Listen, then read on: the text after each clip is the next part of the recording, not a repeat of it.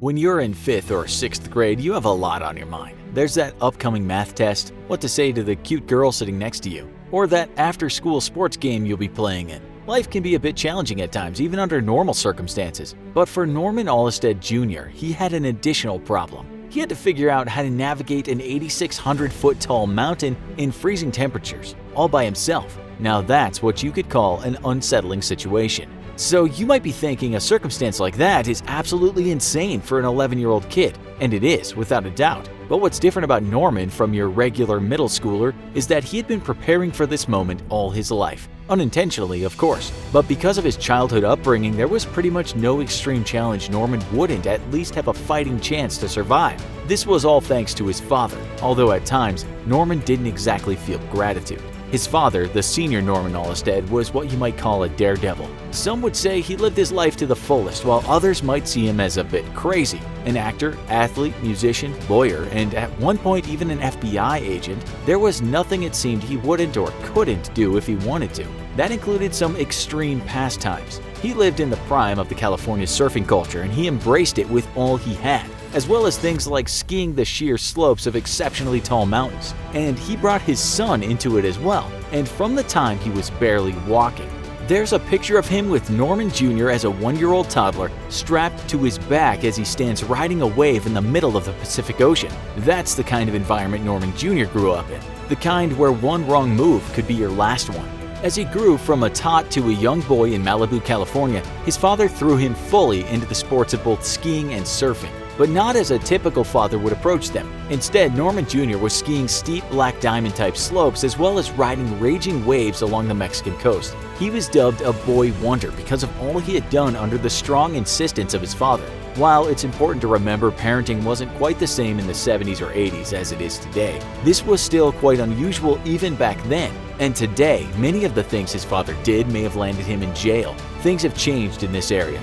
But while Norman Jr. did admit he'd rather have been out riding his bicycle or snacking on cake from time to time, he also called his many adventures really beautiful, and they made unforgettable memories he would cherish for the rest of his life. More than that, the skills he learned gave him a chance at survival when he was later stuck in the middle of nowhere 50 miles from Los Angeles, on the top of the San Gabriel Mountains thousands of feet above the ground in a blizzard in February. But what was he doing on the mountain to begin with, you might be wondering? It all started at around 8 a.m. on February 19th of 1979. Norman Ollestad Jr., his father, and his father's girlfriend were flown via a single-engine Cessna 172 through mountainous territory en route to the mountain town of Big Bear to get a trophy he had won for a skiing competition. Along the way, the weather got unfriendly and suddenly everything turned gray. Clouds appeared all around the windows of the plane, pressing in on them. They could see nothing except an occasional object pop out here and there, and then again vanishing. Too late, they realized what they were, the limbs of trees. Soon the plane struck one and crashed along the mountainside,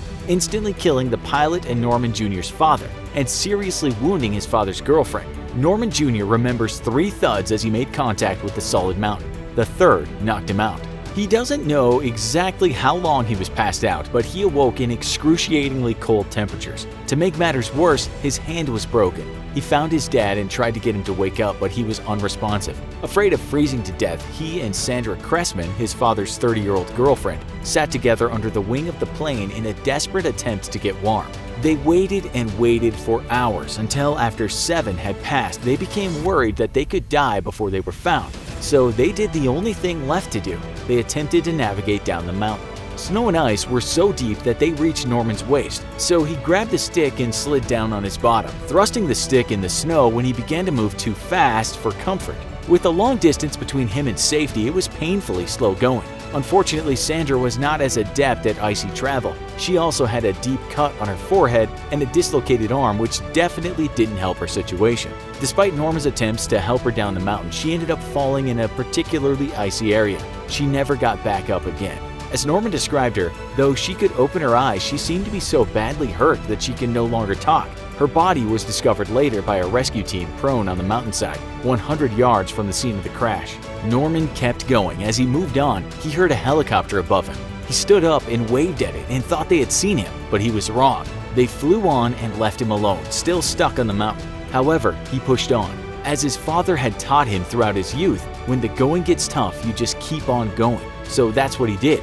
Giving up was never an option. He said he felt instinct take over and became an animal, similar to a wolf, an animal fully at home in the treacherous wilderness. Norman traveled 2 miles from the plane to safety on the ground by alternating stopping and sliding. He used the skills he had perfected through his extensive surfing and skiing experience to know the right angle to turn and how to best glide. He had complete control of his body and could pull off the moves necessary to get through particularly dangerous areas. He almost felt at home, as he put it. A 45-degree pitch and blizzard with slippery ice was nothing unlike what he had done for the last 8 years of his life. He was much more than prepared, even when it came to scaling a vertical gulch of stone using only his fingers. Still, it took him 9 hours to make it down. He then walked along a creek to a ranch house. A rescue party arrived on the mountain only after the clouds shrouding it had lifted. There, they saw the plane wreck and the 3 lifeless bodies resting on it. Norman Jr. was the only one who survived, and though he had a broken hand and a swollen face due to many cuts he sustained during the journey,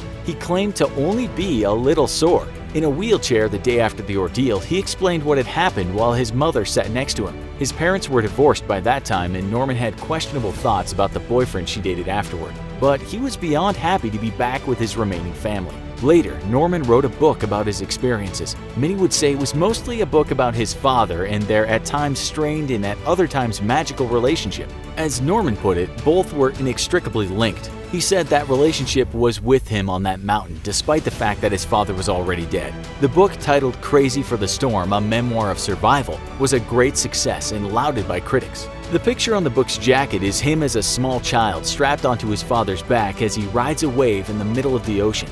Norman Jr. wrote the epilogue to his own son, who he has raised responsibly, yet in a way that he still learns crucial lessons in life, and the response from readers has been overwhelming. Norman has received numerous letters and emails from his readers talking about their own experiences with their mothers and fathers. Many seem to feel something deep and personal through Norman's story that resonates with their own lives. In the wake of a tragic disaster, many have come together to revisit their childhood. Was there ever a time in your life when you felt a parent pushed you too hard or expected too much of you? Did you later appreciate what it taught you or not? Let us know in the comments. Also, be sure to check out our other video, Do These Things to Survive If You Get Stranded on an Island. Thanks for watching, and as always, don't forget to like, share, and subscribe. See you next time.